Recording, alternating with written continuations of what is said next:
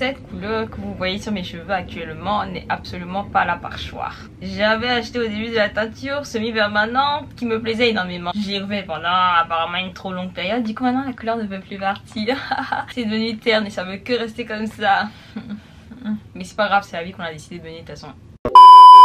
Ohayo gozaimasu. Alors aujourd'hui on se retrouve dans une nouvelle vidéo à la demande générale de personne pour que je raconte encore ma vie. Donc avant de dive into it, merci de liker la vidéo, ça fait toujours plaisir. De t'abonner si c'est pas déjà fait et d'aller me suivre sur Snapchat et Instagram, la veille de ma prochaine intéressante. C'était tout, on peut commencer.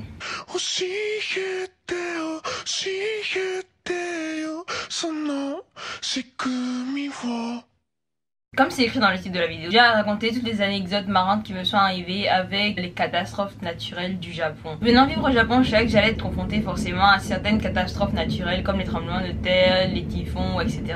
Sauf que je savais dans quoi je m'embarquais, donc je me disais que ça allait aller. Avant de venir m'installer au Japon, j'étais venue deux fois au Japon, mais c'était juste pendant les vacances, pendant une courte période. Du coup, je sais pas, genre en tout cas, Dieu m'avait épargné pour ces périodes-là. Mais quand je suis venue m'installer pour une longue période au Japon, c'est là que tout a commencé. J'avais même pas encore fait une semaine au Japon qu'on a eu un typhon.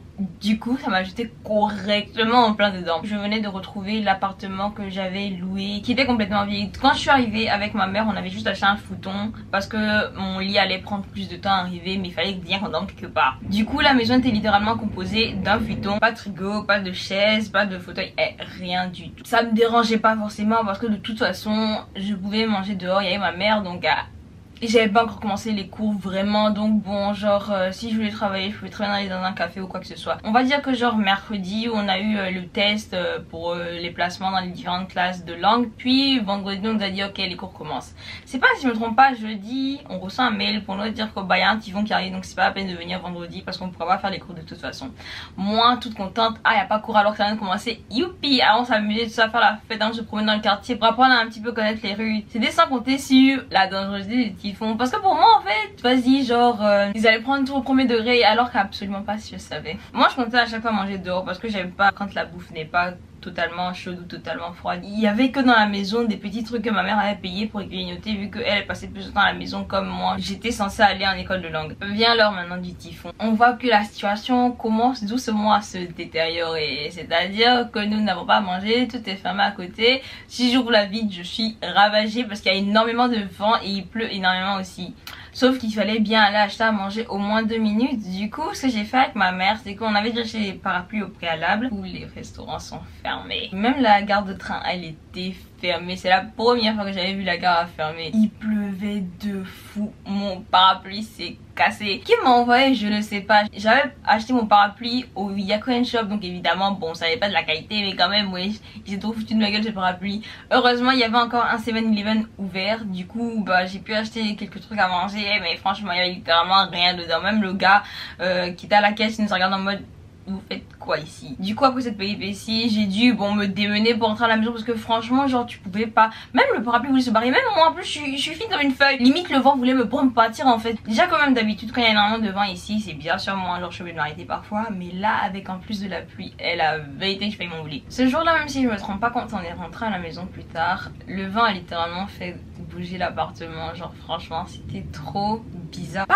un vrai mouvement en mode oh, mais vas-y tu sens que quelque chose je sais. Après ça franchement j'étais omnibulée par le fait de ressentir un tremblement de terre, qu'il soit grand ou petit, je voulais grave ressentir en fait ce que ça faisait. Maintenant mon radar à tremblement de terre est totalement déréglé. Même quand je suis assise sur ma chaise et que moi je la bouche en mode oh mon dieu tremblement de terre, du coup ça fait que finalement en fait c'est super difficile pour moi de déterminer si c'est un vrai tremblement de terre ou c'est moi qui suis bête. Une fois aussi ça m'est arrivé dans la nuit, vers 2-3 heures du matin la terre a commencé à trembler, du coup je me suis littéralement réveillée en mode oh mon dieu genre qu'est-ce qui se passe.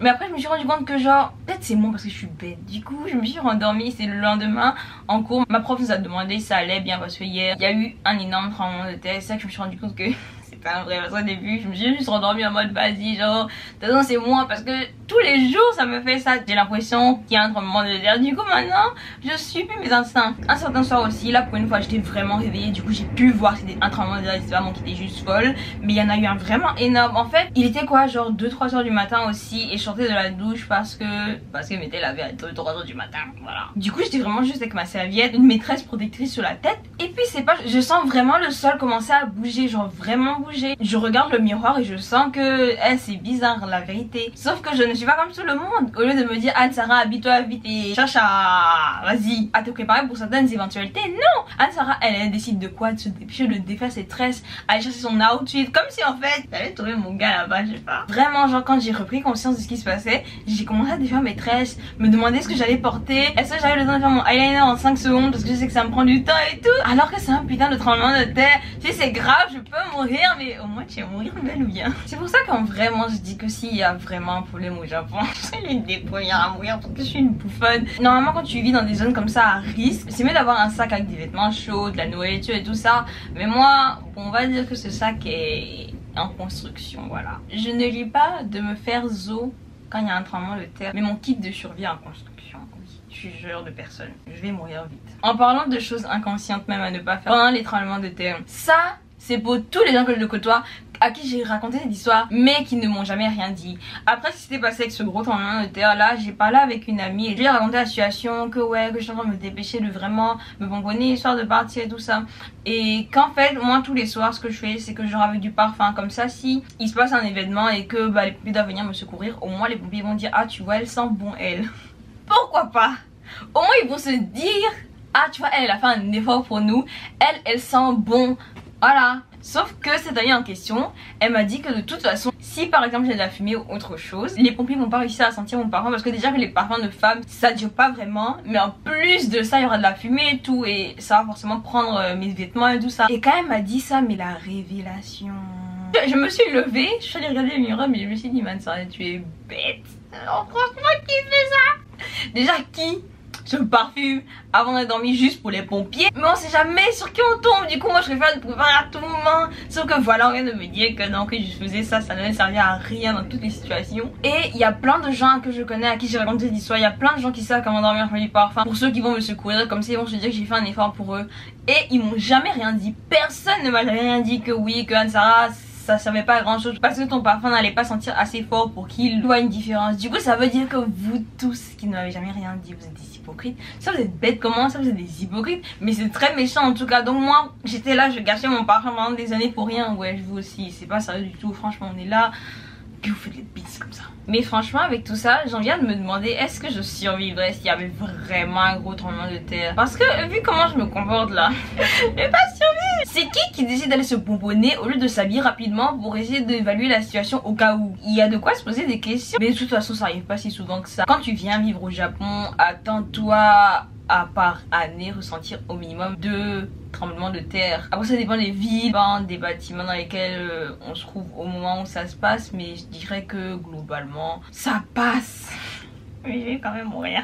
Du coup, maintenant, vous savez tout ce qu'il ne faut pas faire quand il y a une catastrophe naturelle qui se produit au Japon. Ne suivez absolument pas mon exemple parce que je serai toujours la première à mourir. Je pense qu'on va clore cette vidéo là et n'hésitez pas à me dire si vous voulez que je fasse d'autres anecdotes qui me sont arrivées au Japon. Parce que Seigneur, j'ai tellement d'histoires. Voilà. Merci de t'abonner et de me suivre sur mes réseaux sociaux. Peace out.